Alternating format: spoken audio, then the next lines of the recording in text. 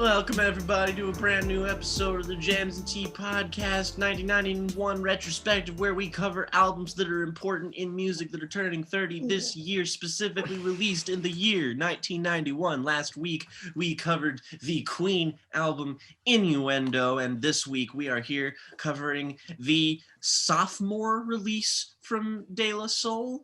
That is De correct, La Red. Soul is dead, following their debut album 3 Feet High and Rising.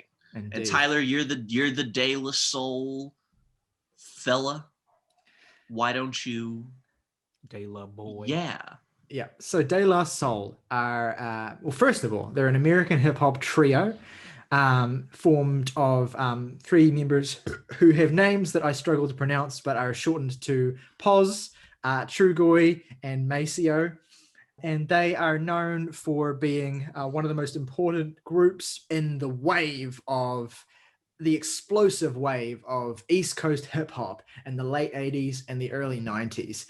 Specifically, De La Soul were members of the Native Tongues Collective, which is this collective of hip hop groups along the East Coast in this time.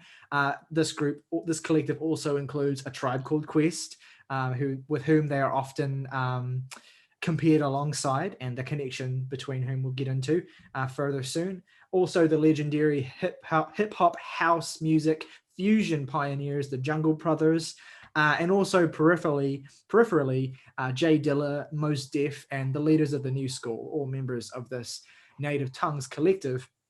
And 1991 was a banner year for Native Tongues, most prominently because their two most high-profile members released very important sophomore efforts in that year. And we will be talking about both of them, obviously, as a part of this retrospective. And so the first of those is De La Soul is Dead, which is 30 years old, I believe, a week ago from when this review will be released. And it is it's difficult, I think, to overstate the importance of De La Soul for the progression of hip hop and for particularly the most, I think, vivid and meaningful and revolutionary aspect of De La Soul is the instrumental production, the beat making, and the creativity of their producer and member, Prince Paul. Prince Paul is, I'm just going to fucking outright state it. Prince Paul is my favorite producer of all time. It's particularly in the realm of hip hop, but I guess even more broadly, his creativity, his revolutionary originality, and what he does with samples on this record and on De La Soul's debut record, which is arguably, I suppose, the more important record on the whole, because it was the record where they burst onto the scene with all of these creative and unconventional samples. And basically what Prince Paul does and what De La Soul did in that early period marked a distinct shift in hip hop, in the world of in the hip hop scene in East Coast. And because you had what was up until that point a scene in the late 80s that was dominated mostly by hardcore hip-hop acts. Obviously NWA come to mind, and just generally a scene or an atmosphere in hip-hop that was much more kind of like aggressive and blunt and focused on rhythm, primarily rhythm and vocals, like Run DMC, for instance, those kind of classic revolutionary acts in and of themselves, where sampling in particular was utilized as primarily a rhythmic tool. And the explosion of sampling as an art form and as a production tool was happening in this time in the late 80s as well, because basically the copyright world hadn't really caught on to it yet. And there was a time in the late 80s where you could basically sample anything on your hip hop record and basically get away with it. And De La Soul kind of brushed up against and pushed at the edges of this. And then in the early 90s, there was this huge crackdown. And that ceased to be such a vibrant form, because you had to clear a lot of samples from that point onwards. But notably, the one that got them in trouble was a sample of the Turtles. Yes. Which I believe it was something crazy where they had to pay like for that sample after the ensuing legal battle, like some figure around $100,000 per second they sampled of that song. Yeah. Jesus Christ. Yeah, that was for a sample on their really important breakout single, Me, Myself, and I, from that first record, 3 Feet High and Rising, one of the best songs of that particular period of hip hop.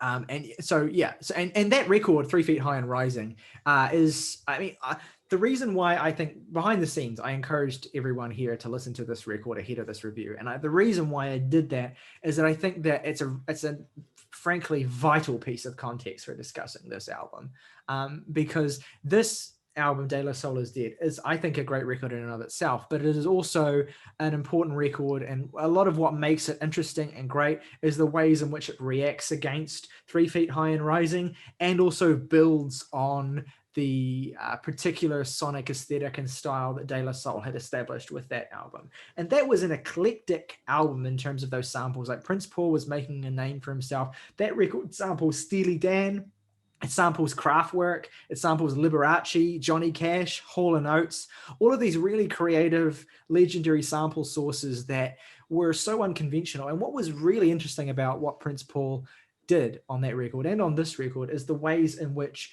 but particularly on 3 Feet High, is the ways in which samples are used not just as a kind of rhythmic backbone for these tracks, but as a textural feature of the songwriting, and something that's kind of integrated into the whole atmosphere and feel, and also philosophy of the band as well. And the use of these kind of like classic rock or 70s samples, Americana samples and stuff, as well as the visual aesthetic of 3 Feet High and Rising, that distinctive bright yellow cover art with the flowers on it, and also the track Daisy Age off of that record as well.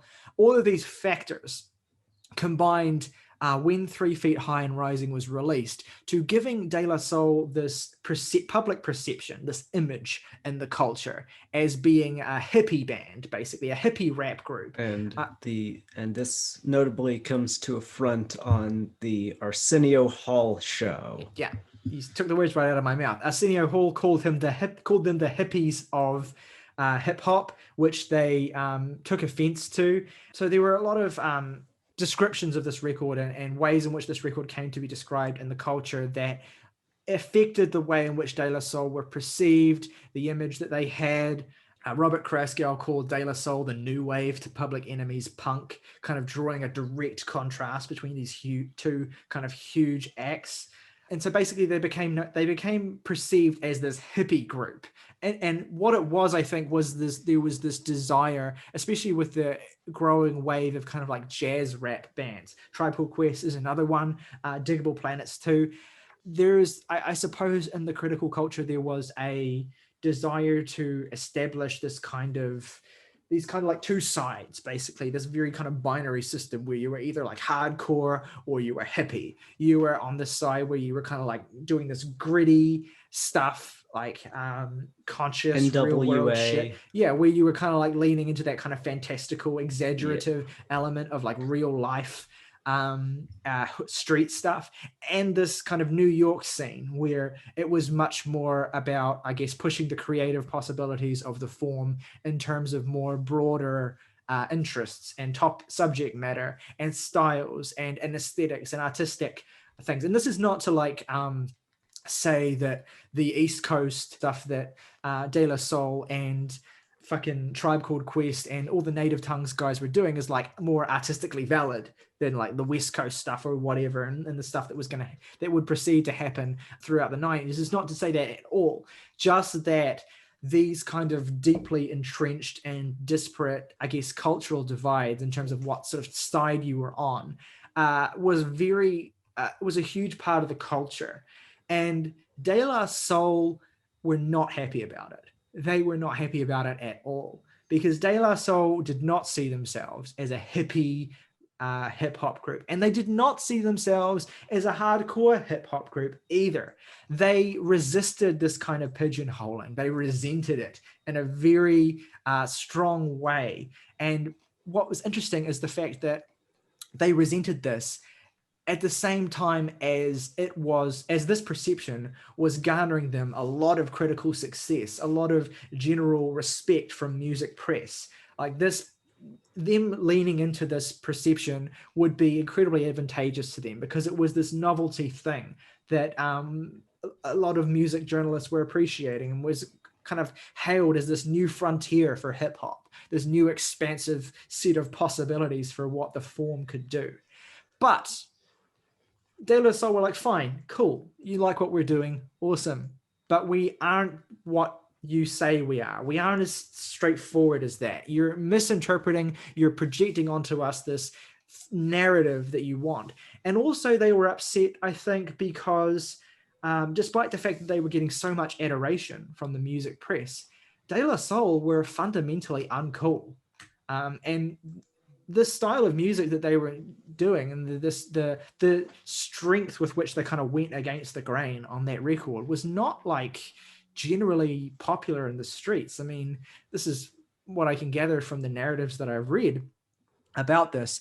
De La Soul were looking to establish a kind of credibility to go alongside with their critical adoration without sacrificing their own personalities and the authenticity of who they were as performers.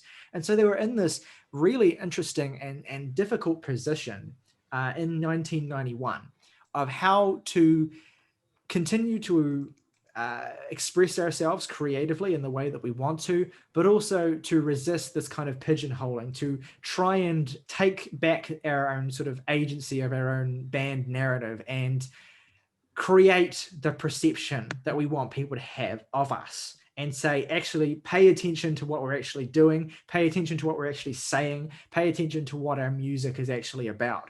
And you'll see that it's about more than just this two-dimensional peace and love thing that people took away from 3 Feet High and Rising. And certainly there are aspects of that feel and that psychedelia in that record. But De La Soul is dead.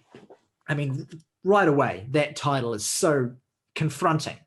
And obviously by design, and especially when you compare the two sets of cover arts for the two record. I've already alluded to the bright yellow with the collage cutout faces of the three guys and the flowers on 3 Feet High and Rising, compared with this very banal image of a flower pot smashed on its side and the dead daisies kind of wilting. Again, the end of the daisy age is the clear implication. We are not what you think we are. But at the same time, as I said, De La Soul didn't have a desire to like concede on what they wanted to be, or just to like react in this kind of completely opposite way in terms of what they were doing. They wanted to keep doing what they were doing. They wanted to keep developing their sound, but they also just wanted to shift this perception. And so it's a tricky sort of balancing act, a kind of high wire to walk. And what I think is so interesting about De La Soul is Dead is the way in which they kind of go about doing this. Is 3 Feet High and Rising, I had you guys listen to that record, and I know that the general consensus from this group on that record is let's just say mixed. It has some highlights, has some great moments, has some skits and shorter interludes that perhaps would be best described in one word as misguided. And at the very least, though, I mean, I would make a strong case. I've given that record an 8 out of 10. I'd make a strong case that record has a really decent number of classic songs on it, and a lot of vibrant personality, and a lot of promise for De La Soul. I would agree with that. I just want to throw, but I don't want to get into my thoughts, and I just want to throw in something that would be inappropriate if I said it later, right? Cool. That you made me think of. And the title of this album, De La Soul is Dead, really reminds me literally, but also thematically, of the Tom Stoppard play, Rosencrantz and Guildenstern Are Dead, which also, I think, asks you to consider a much more self-aware and reflexive version of a previous work you're aware of in a way that might make you consider alternate dimensions to it. And I think those two things are so very comparable. Yeah, absolutely. It's very much a summary aspect that is going about creating that impression in a similar way. But it's not just the image of this record and the packaging of this record that distinguishes it from 3 Feet High and Rising, I think. This is a darker record in general. It is a record that is very preoccupied with more meta aspects of the hip hop world. There's obviously the skits on this record, and the in-between moments obviously lean into the cultural reception of De La Soul and the popularity or the coolness or the lack thereof of De La Soul. And then the subjects of the songs themselves vary, but ultimately I think orient around generally this image of the hip-hop scene in 91 and De La Soul's place in that world, and what De La Soul can do as an act that makes them sort of stand out. And one of the ways in which they do this is they execute it through tracks that engage in storytelling. There are a number of storytelling tracks on this record that are some of my favorite De La Soul songs. Some of them are incredibly dark. The one that comes to mind instantly is Millie Pulled a Pistol on Santa, which is an absurdly dark storytelling song about child sexual abuse built around a funkadelic sample. And it's weird how, despite the fact that this is an incredibly dark story that ends with this very frenzied and shocking act of revenge, you do still get that irreverence of De La Soul peeking through in the song as well, in some of the delivery, and it doesn't feel like it's going against or at odds with the subject matter of the song. It is De La Soul confronting you in a certain way with a very kind of ugly world.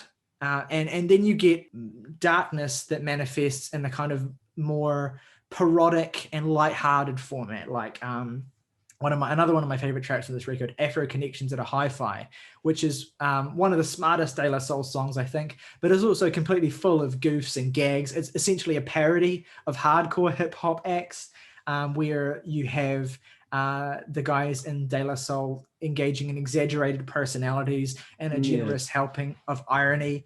It's also just really funny. And there's 20 dick jokes in this song or something like that. Yeah, it's super over the top. Completely souping up every aspect of it. Yeah, it's completely over the top. And I think it's a good kind of microcosm of what this record is as a whole, of its kind of maximalist approach. Because here we have a 27-track album that runs for, I think, 74 minutes.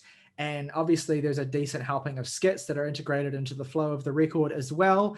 But it is packaged purposefully in this way to be this overwhelming experience, but also almost like contradictorily, and maybe this is just for me, but it is both this kind of overwhelming sensory experience, but it's also this absolutely, I don't know, like flowing, perfectly flowing trip where you're just kind of like cascading through all of these different shades of what this band can be. And what this band's interests are and what this band can do. They're showing you through this world of their creativity, basically, and you're moving from room to room. And I think what really anchors this is, again, I've already talked about it, but the production and the beat making and the sampling of Prince Paul is every bit as creative as it was on 3 Feet High and Rising. And it's maybe even more impressive for just how consistently amazing the instrumentals on these songs are.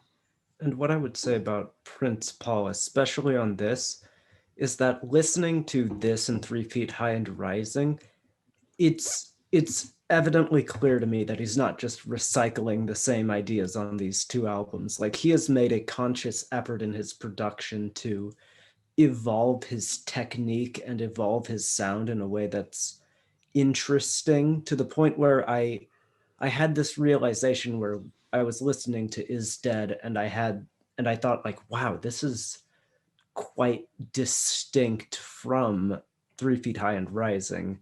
Not even just in a lyrical sense, but just in the production of it. It's got its own identity wholly, which is a very impressive accomplishment. And in only 2 years from that album. Yeah, absolutely. You get a sense that, and I think it is reflected in the length of this album, that De La Soul was so overflowing with great ideas.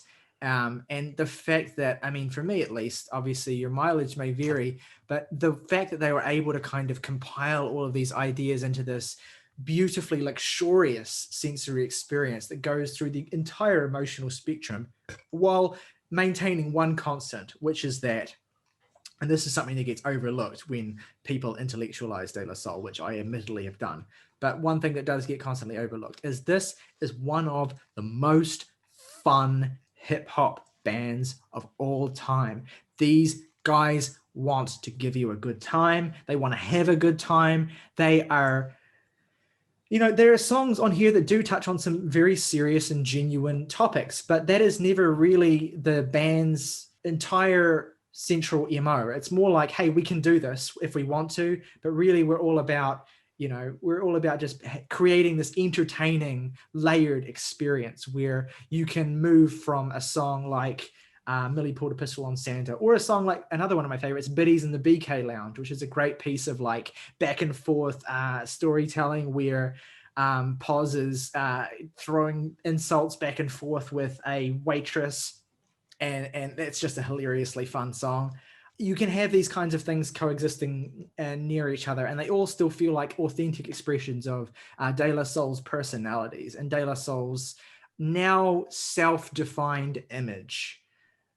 But yeah, there's just so much. This record to me is like a treasure trove of interesting samples, of interesting bars, of interesting pieces of personality. And I will be the first to say that like the members of De La Soul are not like gonna win any awards for being like the most like incredible lyrical miracle wordsmiths of all time. Like that's not even really like what they try to go for. Like the rapping here on this record is great. And I think there is a lot of genuinely great humor and a lot of genuinely great storytelling.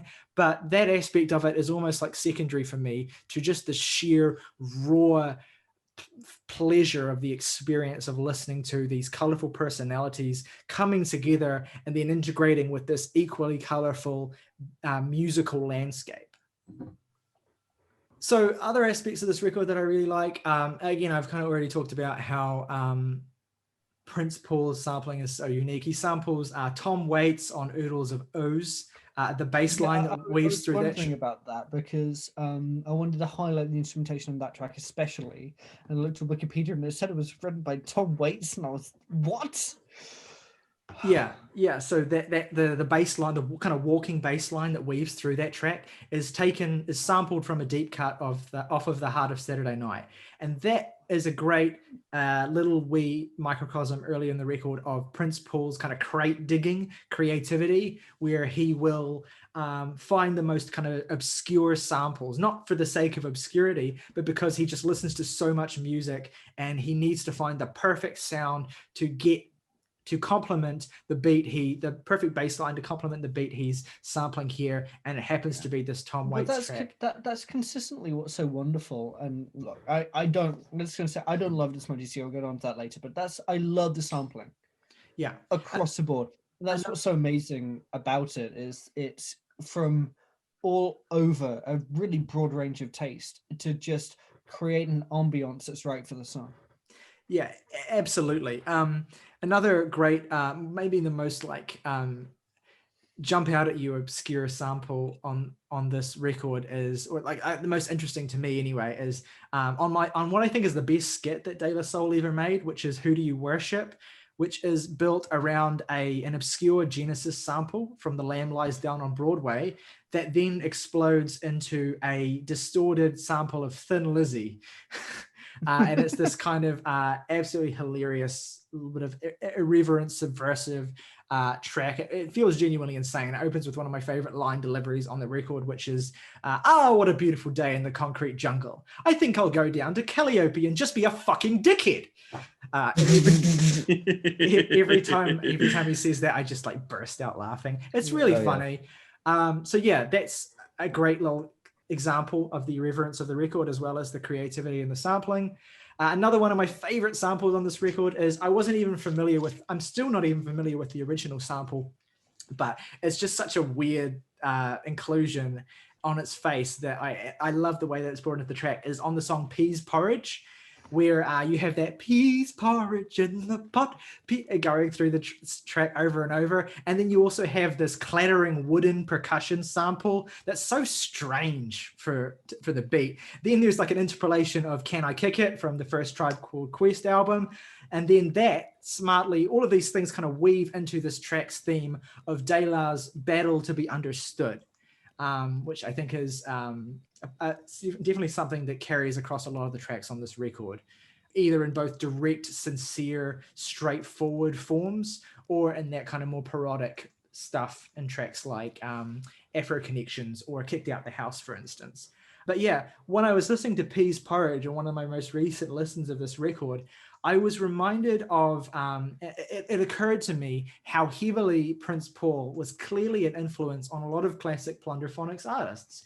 And the one that came to mind most immediately was the Avalanches.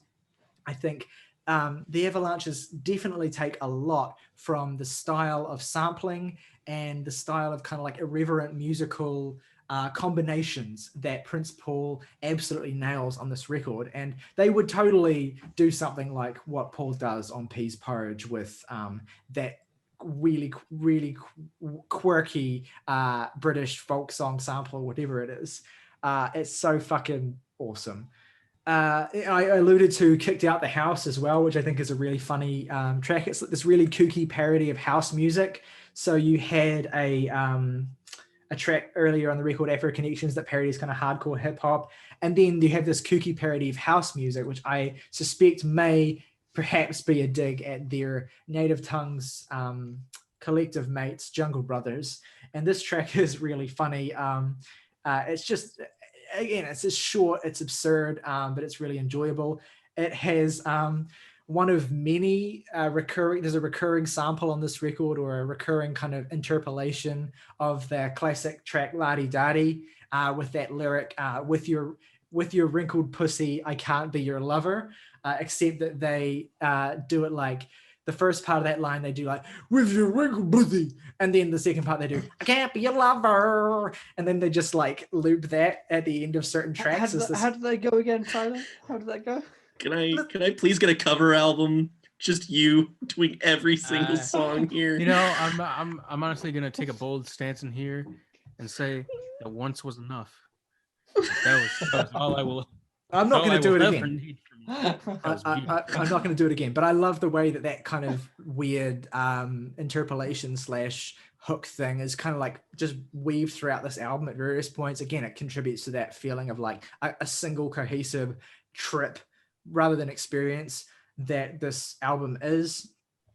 You get like De La also are not afraid to lean into the psychedelia on this album either. A track I really like is Pass the Plugs, which is this really psychedelic jam that Paul himself has a verse on, and he's awesome. There's a horn sample in this track as well. I didn't have the time to go back and source the actual song, but there's a horn sample on this track that I'm almost certain is the same sample that Portishead used in one of the tracks on Dummy. It's like, I can't, anyway, it's just like, I'm pretty sure that's the same sample as is on one of the tracks on Dummy, and I can't remember which one it is. Anyway, that's an aside. Pass the Plugs is a great song. So there's some kind of big hitter songs on this record that I'm going to kind of avoiding and we'll come back to. But another song I want to shout out, a deep cut that I really love, is Swingalocate, or however it's pronounced, has the hardest drum break sample of the whole record. Absolutely love that track. Fanatic of the B Word is a really funny song. It's this kind of like, on first glance, it's just this kind of like jam song about baseball. But then I kind of, as I listened to it more and more, I decided to realize that the boys are, of course, using baseball as like a playful metaphor for their performance style, their writing style, how they kind of treat writing an album like, you know, playing a sport, for instance, and as like this kind of thing that they're trying to perfect, and this kind of art that they're trying to nail in the way that a baseball player would try to fucking get that home run. Anyway, it's not like one of the best songs on the record, but I feel like I would be maybe the only person who would mention it, so I wanted to shout it out. Another great song on this record, My Brother's a Basshead, has a Doors sample that I love in it. And again, just a really fantastic song. It is a song about having a brother who's addicted to drugs, a topic that's also touched on in a number of records from this time. Actually, obviously we reviewed a record from the band Basshead, but I think also of Night of the Living Bassheads from Public Enemy's first album as well. Those songs have sort of similar energies, although obviously this being De La Soul, this track is much more irreverent and funny and quirky, totally dope shit. I kind of have been just a bit all over the place with this record so far, so I am going to take a step back now. I do genuinely want to hear what all of you think of this record, or what are the things about this record that work, or the things that don't work about this record. Yeah. Basically, that's where I'm at. Well, I'd be happy to go ahead. Right, Aaron Neville. Everybody sometime. Staying alive, staying alive. Anyway, yeah, I enjoyed this record an awful lot. I enjoyed it even more than I enjoyed 3 Feet High and Rising, funnily enough. Mostly almost because of the way that it sort of plays off of the way that record was made and subsequently viewed by the public. It's to have a particularly galaxy brain take about it.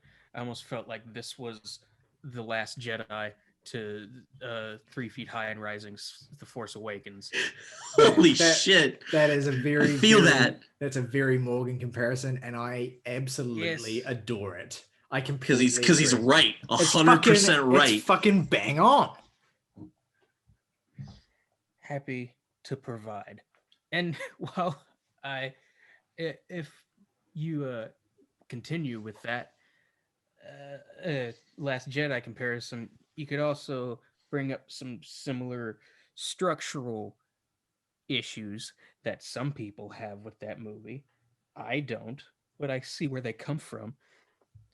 Where it's a little bit uneven in places. Some might say it's a touch too long. This might even be some comic relief stuff that doesn't necessarily need to be there.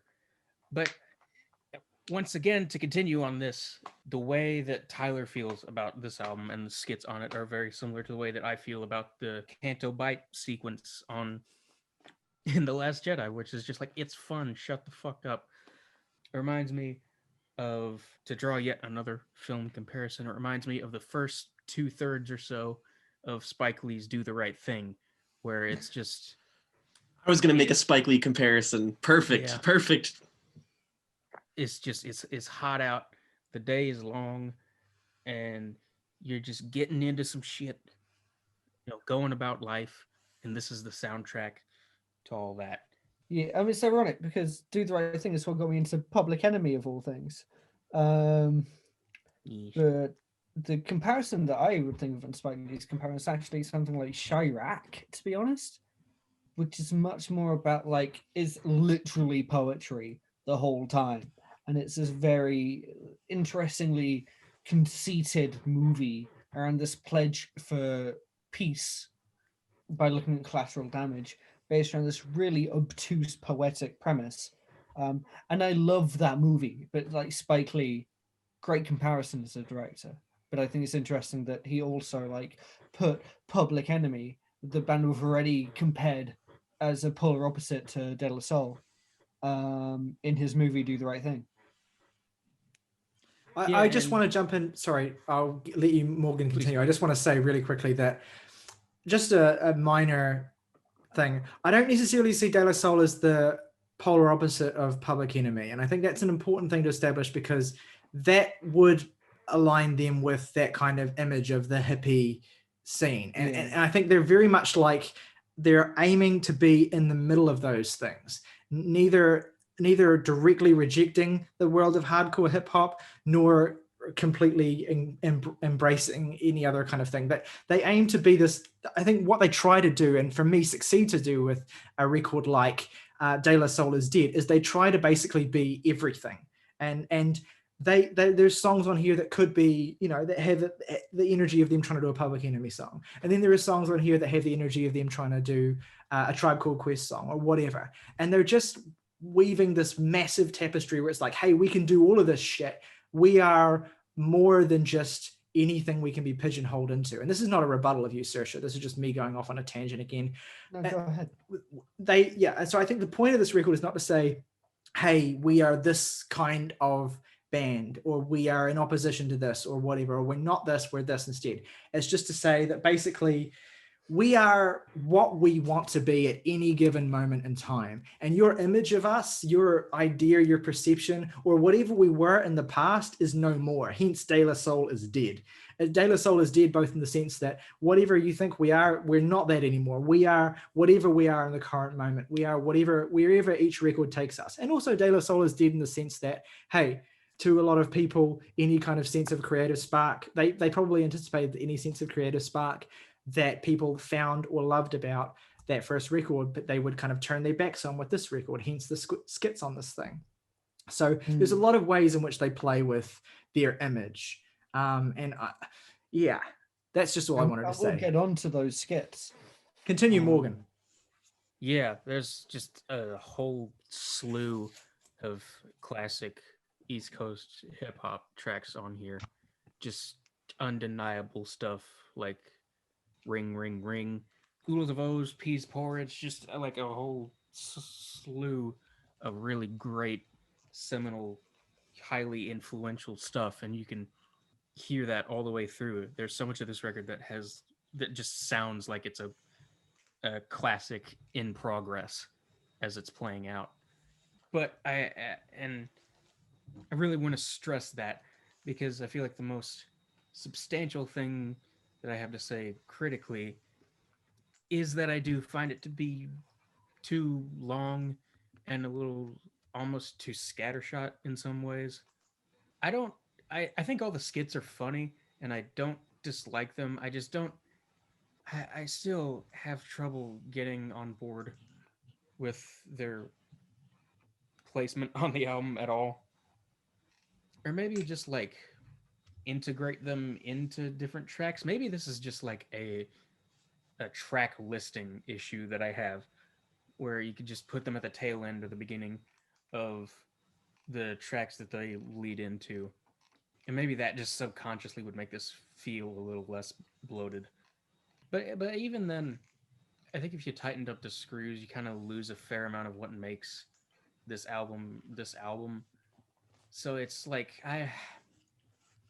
it's an interesting position, because I wouldn't really want to change anything about it so much, or rather, perhaps more accurately, the things that I would want to change would have a sort of domino effect on the rest of the album holistically, and I wouldn't necessarily want to let that happen.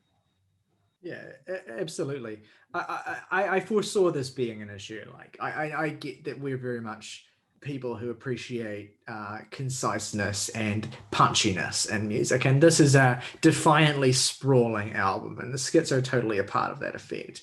But I don't know, like, and I was kind of in that position as well, where I was kind of like, yeah, there's these classic songs surrounded by these smaller bits of ephemera that are like, okay, I get why they're there, but sure. But I don't know, just the more time I've spent with this record, the more I've kind of just come to find them really endearing, especially in contrast to the skits on 3 Feet High, which some of them were fine, but like obviously there are some real lowlights on that record, like De La Orgy, for instance. Yeah. But this record, I feel like, avoids that. There are some skits on here that are like really kind of bizarre. Like, for instance, the Johnny's Dead, which is this kind of like really, I mean, I find it really funny, but I could easily see some person finding it annoying as hell. It just has this staccato piano live performance with Dove just kind of yelling over the top of it in his most soulful style. I find that really funny and just endearing. And likewise, the track "And Not Over Till the Fat Lady" plays the demo. just leaves me in fucking stitches every time it's on. It's just worth it for the title alone. well, yeah, and the title kind of gives away the game, but basically it's this kind of like comedy storytelling track where Dove is kind of like just walking around town basically, and he's kind of like accosted by this woman who is kind of chasing him and screaming and wanting him to do something. And you realize at the end of the song that she wants him to listen to her demo tape. And this is folds neatly into Ring Ring Ring, which was the lead single for the record and an indisputably classic song. I won't hear a bad word said about it. It's probably one of my favorite hip hop songs of all time. It is just this absolutely irresistible jam. It has this, it's also emblematic of the record too. It's this really kind of crispy and gorgeous and beautiful sounding track, but it's also like a bitter and sarcastic song in terms of subject matter. It's about being bombarded with demo tapes from fans. It's about them, and in essence, basically about them adjusting to their fame. It's another kind of way in which this record is a kind of meta commentary on De La Soul as a reaction to the image that they created, or that was created from their first record. And people kind of accosting them and saying, hey, you should listen to this. This is the new sound. This is the new style. This will blow your mind. This is, I think you'll like this because it's similar to what I thought you were doing on the first record. And so it's a really interesting kind of subject matter for a kind of lead single for your follow-up bombastic record. And it's just, again, Prince Paul, I have to fucking applaud the man for the way he constructs the samples on this track. This song has a bass sample that is fucking absurd. It's just sexy as hell. And I'm speechless when it's on. And I think that in terms of skits and flow and stuff, it's for me, it's all a part of that journey that they're drawing you on, and that kind of like wider tapestry that I've talked about with the record. And it does make these kinds of classic track moments hit harder as well. Another example is a track I'm surprised hasn't been mentioned yet, but another one of my absolute favorites on the record, a roller skating jam named Saturdays, which is built around this classic Chicago sample and an instant funk bedrock. It is pure disco brilliance. It is a really interesting turn for the record to take at this point, and I think it's one of the best De La Soul songs ever. And you have these moments throughout the record where you get this startling clarity of incredible musicianship. And for me, I don't know. For me, it's not a case of there are these amazing moments that are surrounded by this kind of filler that hoists them up. That would be a way of describing 3 Feet High and Rising, I think. Here, it feels like they figured out how to make that format work. And there's never a moment on this record where I want to hit the skip button. And basically that's how I figured out that I really loved this album. Was just that even though it is this sprawling long thing, and I won't be able to listen to it heaps because of that, it's still something that I can really easily just listen to from front to back and have a smile on my face for almost the entire time and just be feeling pure joy. And this desire to make you feel pure joy, even though there obviously are some subversive moments where they kind of try and dance around that, like Millie Pulled a Pistol, for instance. Although that song does have this really kind of like deceptively upbeat instrumental for its subject matter. So it's almost like they're wanting to continue this vibe of pure joy, even if they're sneaking in darker subject matter at certain points. But basically what I'm getting at is De La Soul's commitment to being a purely joyous group and a purely fun group is their most endearing quality to me. And this record this week has felt like a fucking balm compared to just the world and just every fucking thing that has been happening and my mental state and all of that shit. I've put this on and I've just had so much fun. It's ecstatic listening to this record. I think the biggest smile of all is when we get to the end and Keeping the Faith plays. And I think this is another one of the best hip hop songs of the 90s. It is based around a pitch shifted whistling sample from Bob James' Sign of the Times. And that is spliced into the Walk This Way drums and a bass groove from Slave's song Just a Touch of Love. And this combination of sampled elements creates a groove that is so slick it will practically fuck you if you let it. And it's just an incredible final statement for the record. And I was grooving so hard to the songs just before we started recording today, and then I was kind of walking around the house just whistling that main line as well, which I think is probably also a bit of a callback to the fact that one of the most successful songs on 3 Feet High, I Know, which is the Steely Dan sampling song, also has this kind of addictive whistled hook as well that is embedded in the song. So that's a nice wee bit of, I guess, a continued motif, I guess, I don't know. But yeah, just my big, bold, all caps underlining thing before I kind of back out and sort of stop talking is just that this record is pure dopamine for me, and we are going to talk about a lot of records and 1991 retrospective that are brooding, that are dark, that are introspective, that fit into the scene of music, popular music generally, moving in this darker direction where things do become more sort of like upsetting and less kind of like faux happy, and yet De La Soul have this contrast where it's even a contrast from the other record that sits this year in terms of Hip Hop Titans, The Low End Theory, which is a great album. I'm not going to say a bad word about it, but that record is also in contrast to this one. It's also kind of a moodier album, whereas this is just pure dopamine from start to finish. And it is I'm so fucking glad that in this retrospective filled with these kinds of like very dark and brooding and alternative rock legendary records, that you can have an album smack bang in the middle like De La Soul Is Dead that makes the whole year feel different in a special way. And I don't think it's my favorite album of that year, but the more I listen to it, the more I love it. And I would not be surprised if by the end of this entire retrospective, I'm saying some shit like this is one of the 3 or 2 best albums of the year, because nothing else, no other album does for me what this record does. And fucking hats off to De La. No one talks about them anymore, despite the fact that they're still around. They don't get the sort of attention that their mates like Tribe get and other sort of classic hip hop acts. And I guess maybe that's because they never were cool, or they never really became cool, and they were content to not be cool, and just to be De La Soul. And thank God for that. Yeah, pretty much the last thing I'll say is that I still feel like this record is growing on me. I wouldn't be surprised if by the end of the year I do fall closer to Tyler's view on the record than where I fall on it right now.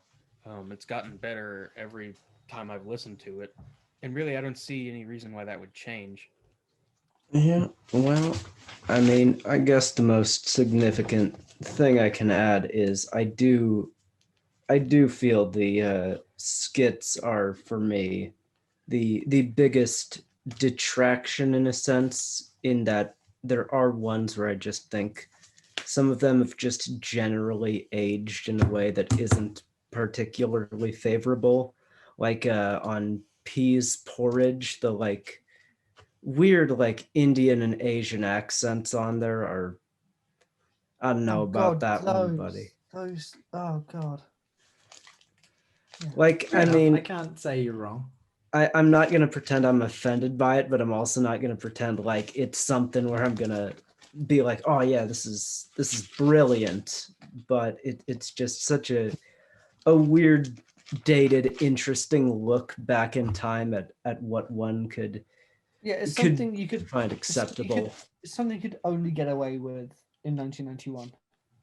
Yeah, that's a perfect. I think maybe like, and again, this is not excusing the use of like, mocking accents or whatever. But I think the reason that De La get away with this sort of thing, for me anyway, I can't speak to a broader cultural narrative, although maybe it's the same reason. It's just that like De La Soul are so inoffensive and they're so innocuous and well-meaning that you kind of just like, I don't know, you kind of give them a pass, I think, or I do at least. Like, I get what they're trying to go for, and I don't. It's not particularly been an issue for me. But then again, I'm perhaps not the target of the stereotype. So, yeah. But I don't know. I tend to raise flags more when stuff like that happens in a more malicious way. Yeah, and I suppose that's fair too. I just can't excuse it myself. I'm like, oh, that just embarrassing to me in retrospect. In the same way, I think a lot of homophobia from this time ends up being.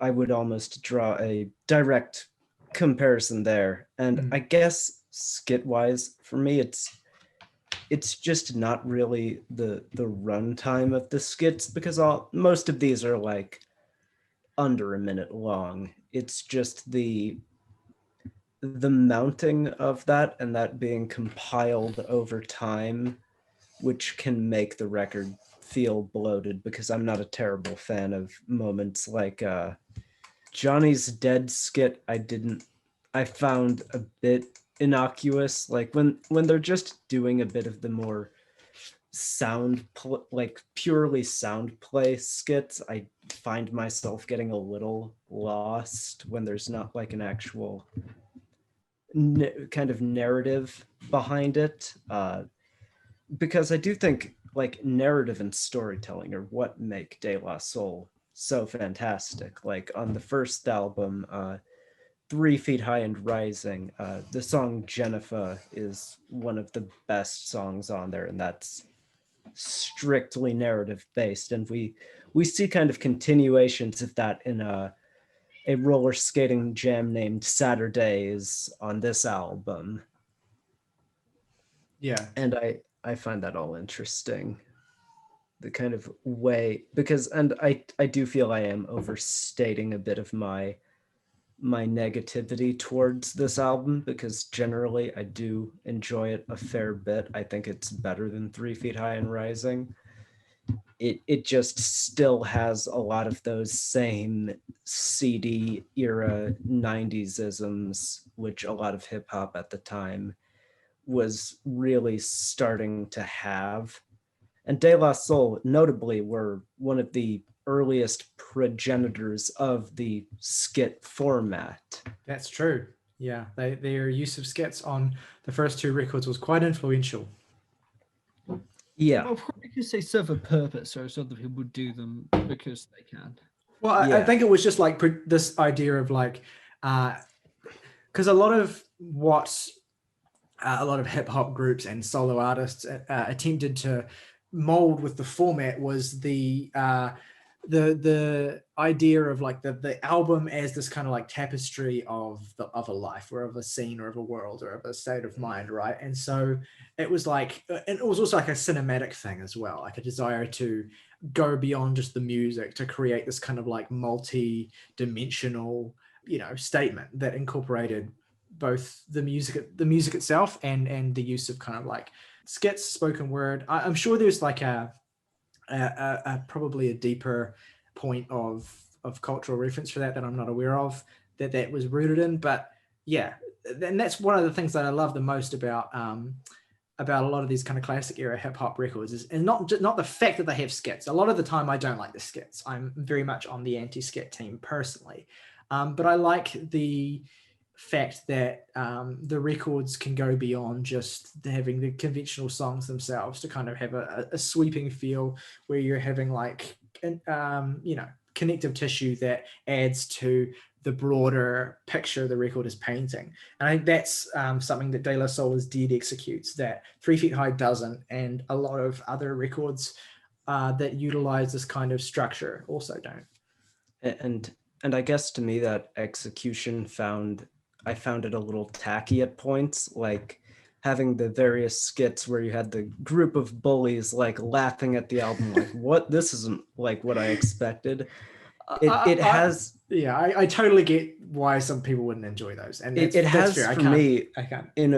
And this is to kind of tie this earlier into today. It has the same effect for me where like perhaps Happy Hero on Dyspepsy has for you, where I'm like, yes, I get that's the point. I don't need like 3 minutes of the album dedicated to telling me that the point of this album is to piss people off. I get it. Move on, please. Sure. No, I understand that. Fair enough. I just find those skits really funny. Like when I forget which one it is that gets like punched in every single skit, but that It's like the nerdy kid. yeah. That I just always laugh when that happens. He'll just like say nothing. He'll say the most innocuous thing, and he'll get like, and he'll start crying, and it's just really funny for some reason. Oh, it's where my head's at this week, I guess. All right. Fair enough, though. I can't hate. I can't say you're wrong, because I totally get that.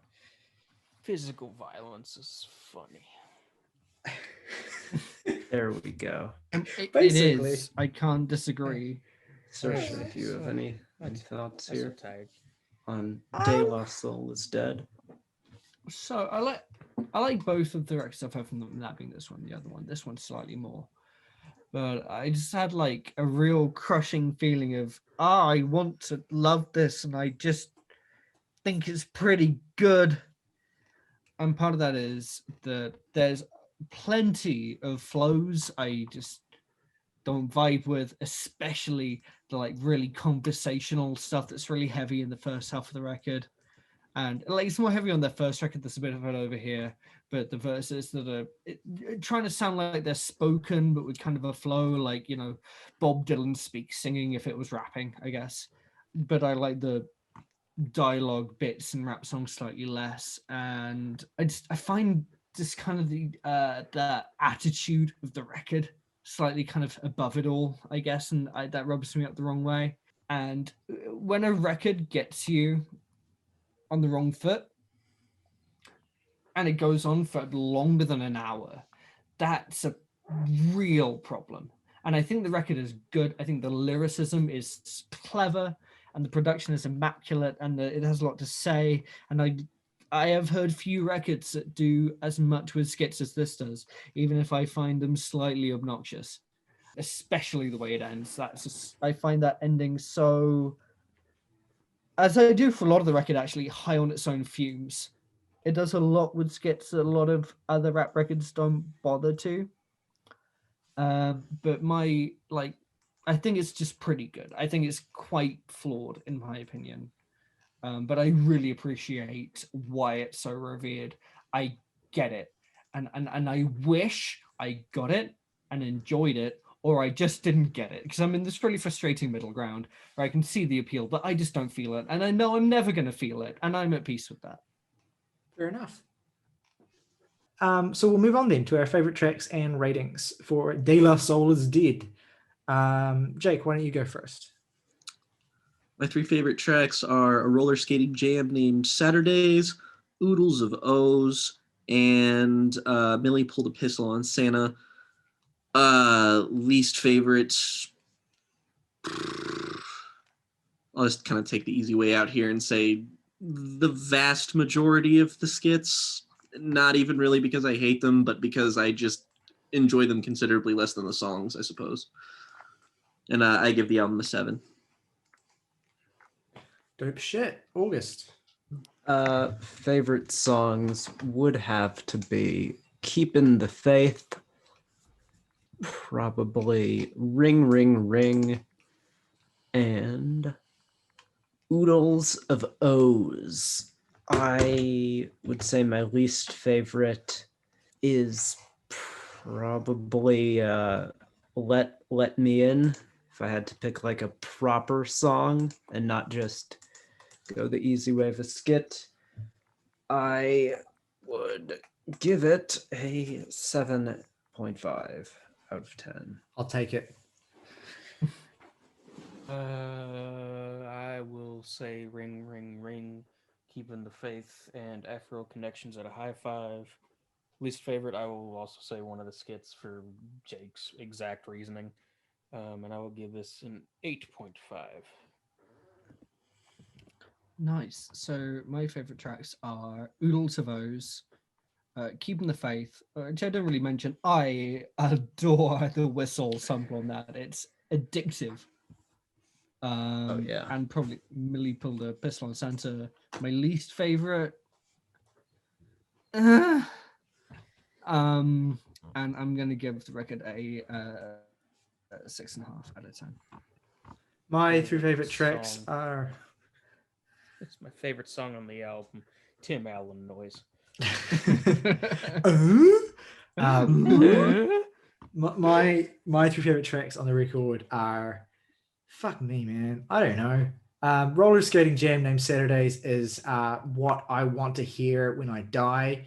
I'll also say Ring Ring Ring obviously is amazing, and Keeping the Faith is pretty fucking dope too. I don't have a least favorite track, and you know what? I only really decided to give this album a 10 immediately before we started recording. Like as I was doing my final listen to this, it was like incrementing up throughout this week, because it started out that I first heard this album years ago and I gave it a 7, same rating I gave 3 Feet High. And so I started coming back to it this week, and just every listen, I just incrementally raised my rating. Just slowly, every single listen. And now it's a fucking 10 out of 10 album. And I'm like, I adore it. So yeah, that's what I'm giving it. Average. 10 out of 10.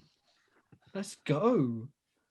Wow. So that's a 7.9 average, which is equivalent to Tubular Bells, Haram, Innuendo, and my record. Dope shit. Yeah. Me. Our next episode in the retrospective is on, I think it's Smashing Pumpkins next. It Gish. is, yes. He is. Oh yeah. So that'll be a fun album to discuss. I'm just gonna file a request now that we do not talk at all about modern Smashing Pumpkins next week. Fair enough.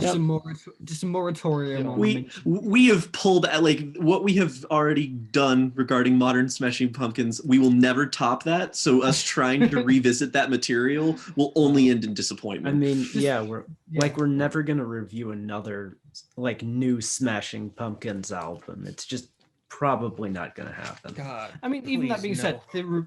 the review we did and the worst album of the year episode are just two of the best things we've done. So Yeah. let's not bother. And like, Gish is not even comparable to anything they've done in the past 15 years. Yeah, exactly. I So- was going to say the same thing. There would be no reason to bring up Gish is anything. just cool. Yeah, Yeah. It's a pretty good debut record, and we look forward to talking about that next week. All right. So on that note, let us know in the comments below what you think of De La Soul is Dead. How do you think it stacks up to the other De La Soul records, the 3 Feet High and Rising? Where do you come down on the spectrum of opinions that we've expressed today, or do you think it's a piece of shit? Let us know. You're probably not watching this video if you think it's a piece of shit, but let us know in the comments below what you think of De La Soul is Dead. And yeah, rock over London, rock on Chicago, Microsoft. Be what's next.